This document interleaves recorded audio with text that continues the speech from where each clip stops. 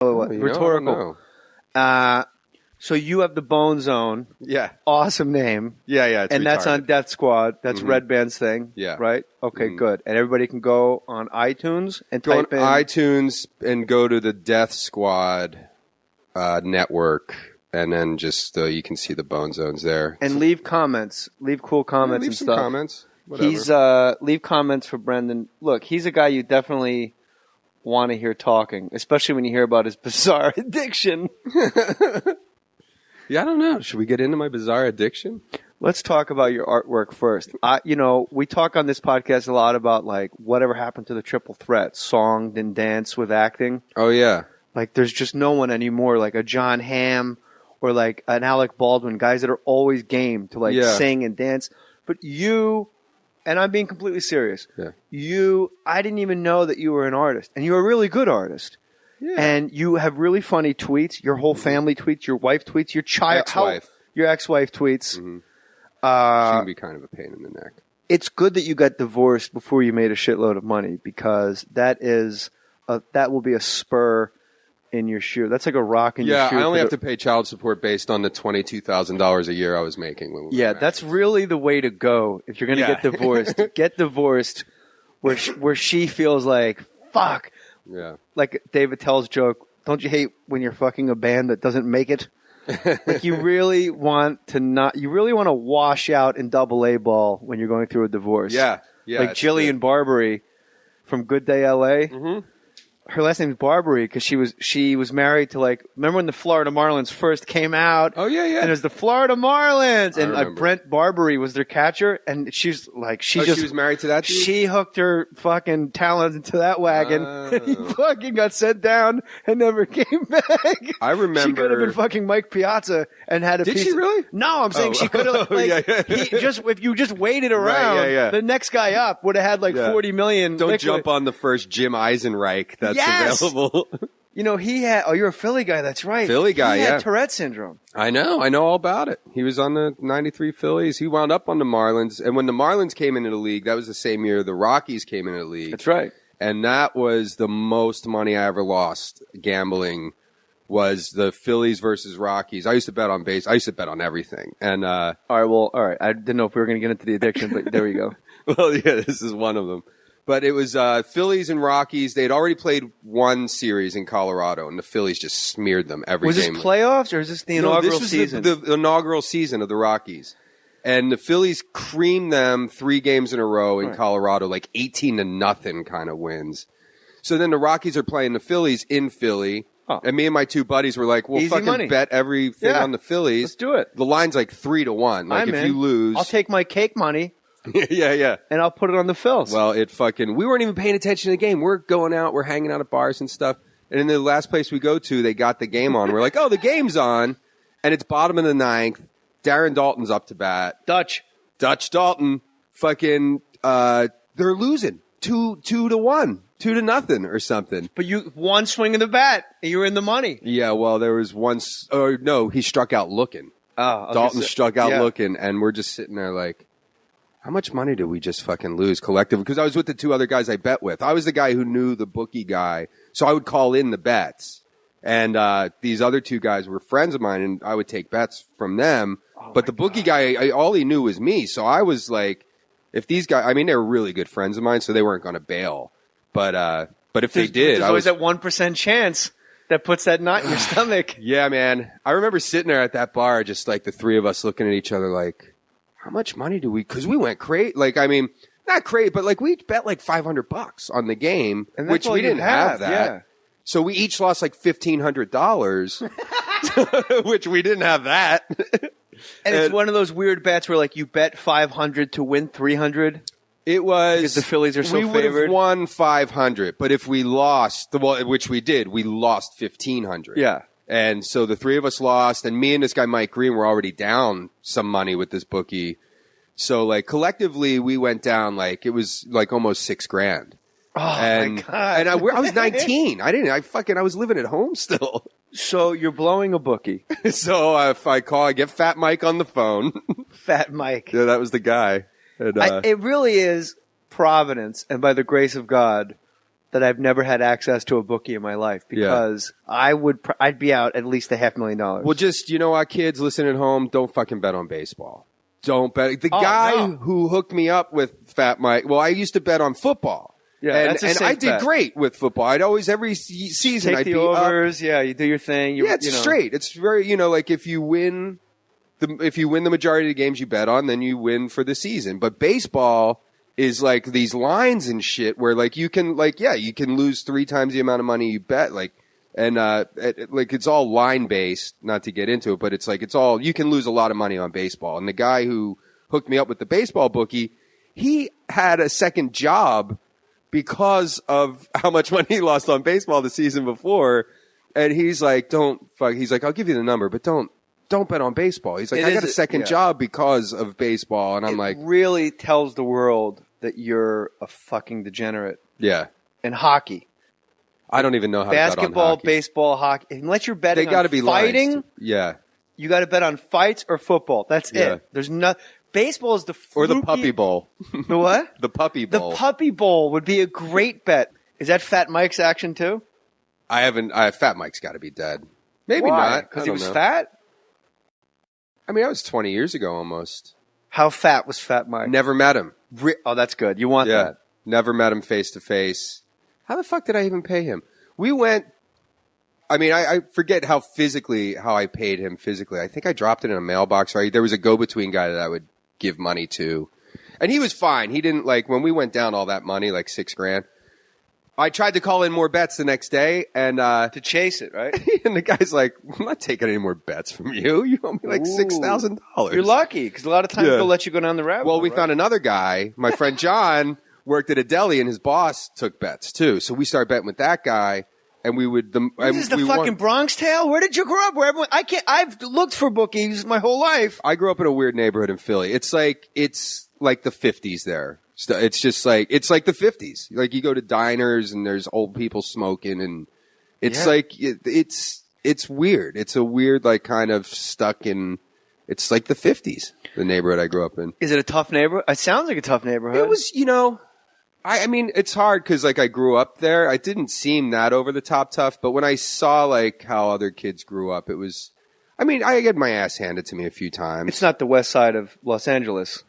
It was all white people where I grew up. Well, so in that regard, it's all like Irish and Italian mostly. But there was, I mean, it wasn't like brutal, but it was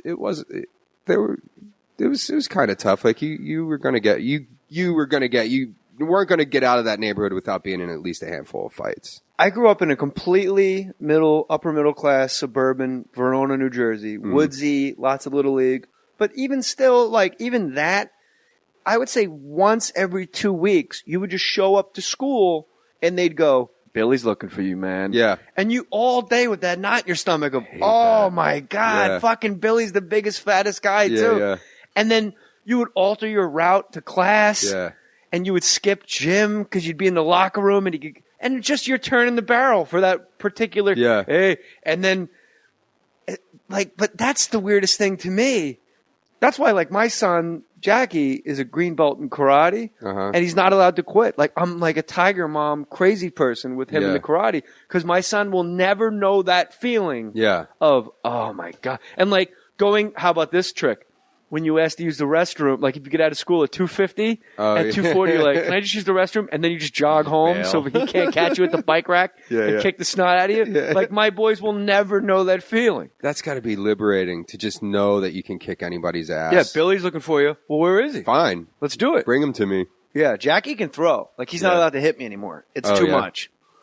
And do you have he's a beast. Do you tell him does he is he not allowed to fight though? I mean, he shouldn't because you don't want him to turn into a bully or anything. There's no the house is very quiet. There's no arguing. There's no yelling. And he brained a kid last year that stole a ball out of his hands on the yard. Yeah, at this it's like a Catholic school on the west side, in the Palisades.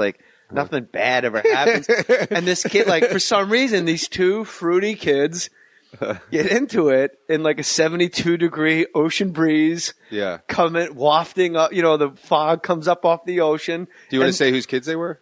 I don't even remember, to be honest with Ron Howard's kids. You told me about it. All right. It was Ron Howard's kids are just insufferable assholes. Oddly enough, they're both named Howard. Howard, and Howard. And he's like George Foreman. He names all of his kids Howard. In all fairness, the girl is Howie Howard. Yeah. And the boy, and the boy is Howard. Yeah.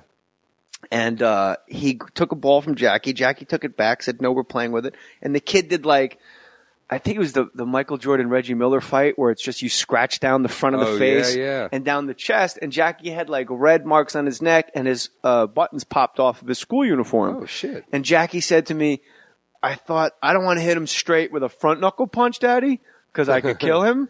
So I decided to go with a hook. And my son does a hook and the kid's just out. He's just splayed. And they go to the principal's office. And if I've told this on the podcast before, forgive me. But my friend Brendon never heard it. I never heard it. And the principal goes, you sit here and you think about what you did. And the principal comes back a half hour later. She goes, did you think about what you did? And this guy, awesome, goes, yeah. And I stand by my decision to defend myself. Yeah. So she let him go. Yeah. But then you want to say fuck yeah.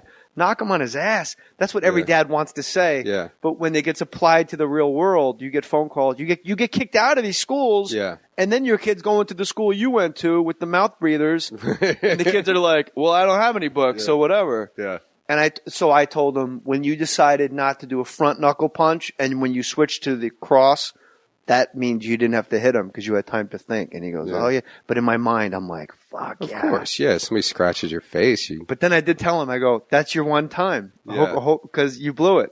Yeah. You get one fight. Otherwise, you're the kid that fights. Yeah, yeah.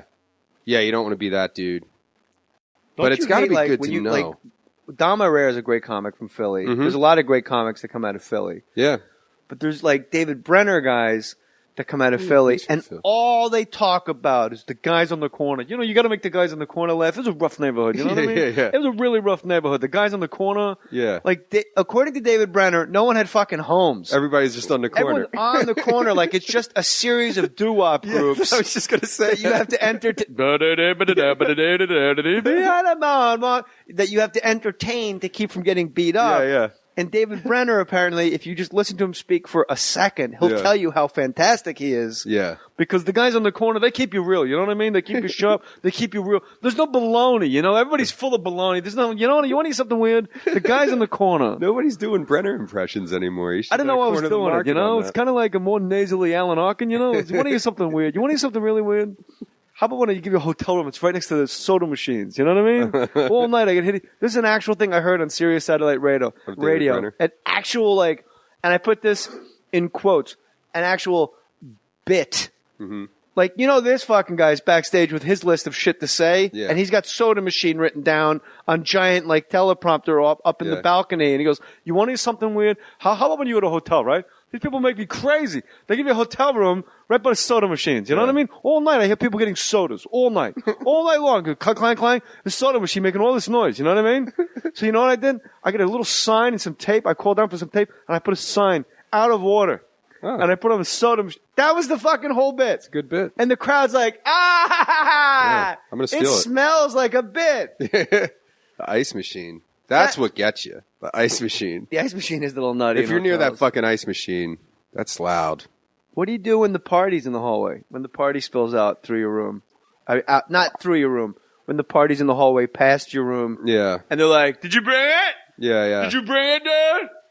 That doesn't happen too often. When it does, I just go to sleep. I don't know. I'm not a call in the. You can't. Right? I don't tell on people. You can never call. I did. I called the cops on a guy one time. What? Not at a hotel, but I was on the road. Here's the weird thing. You called the cops on a guy for making a happy fourth and final birthday cake. Yeah. And you were like, fuck that, it's 5. It's my intellectual property. 5 is funnier than 4. If you're going to do it right. Yeah. A 5-year-old has a little cognitive behavior where he knows when he reads it that something's amiss. Yeah. The 4-year-old doesn't have that. 5's funnier than 4. I mean, they're both F sounds. Don't get me wrong. You should get thrown in jail. Why did you call the cops on somebody? Called the cops on a guy. I was in Cincinnati, and I was with 2 other comics, and we were going to eat somewhere. We pulled in the parking lot of this restaurant, and there was like an old, like a 70-something Chevy Nova. It was like, like a mid-70s car like that. I don't know if it was a Nova. And there's just a chick sitting in the passenger seat, and the tail lights are like flickering. And we're like, what the fuck's going on over there? And then this like black dude's like head pops up, like he's, fidgeting underneath the dashboard or whatever. Mm-hmm. And he like pops up and like looks around and goes back down. And she like, it looks suspicious, whatever's going on.